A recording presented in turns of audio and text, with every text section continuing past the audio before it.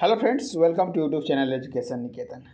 67th BPSC की जो कल नोटिफिकेशन बीपीएससी ने अपना ऑफिशियल वेबसाइट पर अपलोड की थी, उसके रिगार्डिंग इम्पॉर्टेंट इन्फॉर्मेशन यानी आवश्यक सूचना आज अभी थोड़ी देर पहले आयोग ने वेबसाइट पर अपलोड की है। इसके अनुसार जो इम्पोर्टेंट बातें हैं इस नोटिफिकेशन में वो आपको मैं बताता हूँ। रजिस्ट्रेशन, पेमेंट और आवेदन की प्रक्रिया एक साथ पूर्ण की जा सकती है। मैंने सुबह भी आपको बताया था। उक्त परीक्षा माह दिसंबर 2021 के उत्तरार्ध में संभावित है। पहले परीक्षा कब होने वाली थी? 12 दिसंबर को, यानी कि पूर्वार्ध में दिसंबर के। साफ है, यानी कि उन्होंने नोटिफिकेशन जारी करके परीक्षा की तिथि में परिवर्तन तो नहीं किया है अभी तक, लेकिन इस नोटिफिकेशन में साफ कह दिया है कि कब संभावित है, दिसंबर के तीसरे या चौथे सप्ताह में। यानी कि समझदार को इशारा काफ़ी होता है, 12 दिसंबर को परीक्षा नहीं होगी, इसका साफ संकेत आयोग ने दे दिया है। बेसिकली जो ज़्यादातर जो पॉइंट्स हैं वो रिजर्वेशन से रिलेटेड हैं। जो ईडब्ल्यूएस से संबंधित एक टेक्निकल बात है वो मैं आपको बता देता हूँ। आर्थिक रूप से पिछड़ा वर्ग का दावा करने वाले अभ्यर्थियों के लिए इस विज्ञापन हेतु फाइनेंशियल ईयर 2020-21 के आधार पर निर्गत ईडब्ल्यूएस प्रमाण पत्र मान्य होंगे। साफ लिखा हुआ, 1 वर्ष पुराना है, 1.5 वर्ष पुराना, वैसी कोई बात नहीं है। 2020-21 का होना चाहिए, फाइनेंशियल का वो मान्य होगा। इसके बाद जितने भी डॉक्यूमेंट हैं रिजर्वेशन से संबंधित, वो प्रीलिम्स की परीक्षा के आवेदन करने की अंतिम तिथि जो रहेगी उससे पहले के निर्गत होनी चाहिए।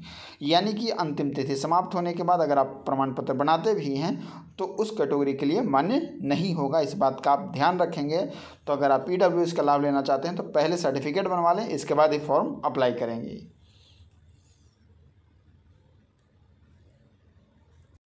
परीक्षा संबंधित सूचना के साथ एक और सूचना साझा कर दे रहा हूँ कि यदि आप चाहते हैं कि पिछले 5 से 6 महीने का करंट अफेयर्स रिवाइज करना 67th बीपीएससी को पॉइंट ऑफ व्यू रखकर और सीडीपीओ को, तो इसके लिए हमारी अनअकैडमी पर क्लास है। टाइमिंग है शाम 7 बजे। अगर आप अभी भी अनअकैडमी के प्लेटफॉर्म पर नहीं हैं तो डिस्क्रिप्शन बॉक्स में लिंक दी गई है, उस लिंक से आप अनअकैडमी ऐप डाउनलोड करके एडू निकेतन हमारा कोड है उसे यूज कर उस कोर्स को, यानी कि जो ये करंट अफेयर्स का कोर्स है उसे आप अनलॉक कर सकते हैं। कोड याद रखिएगा, एडू निकेतन, इससे आपका जो कोर्स है वो फ्री में अनलॉक हो जाएगा। तो आप इसका लाभ उठाएं। करंट अफेयर्स बीपीएससी में हमेशा से एक मेजर पोर्शन रहा है और इसमें एरर की गुंजाइश आप जितने कम करेंगे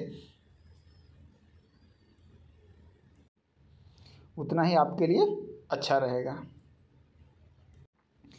दूसरी एक इम्पॉर्टेंट चीज़ है जो आपको मैं बता देता हूँ कि जो गवर्नमेंट एम्प्लॉय है उनके लिए जो 3 अटैम्प्ट की बात की जा रही है, उनके लिए 3 अटैम्प्ट फिक्स किया जा रहा है।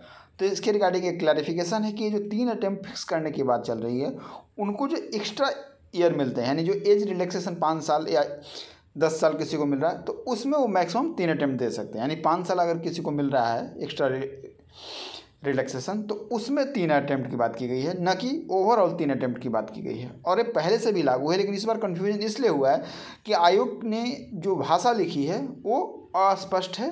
इसके रिगार्डिंग आयोग को एक क्लैरिफिकेशन अपने वेबसाइट पर दे देनी चाहिए, चाहे ताकि जो बच्चों में कन्फ्यूजन की स्थिति बनी हुई है, भ्रम की स्थिति बनी हुई है, वो समाप्त हो जाए।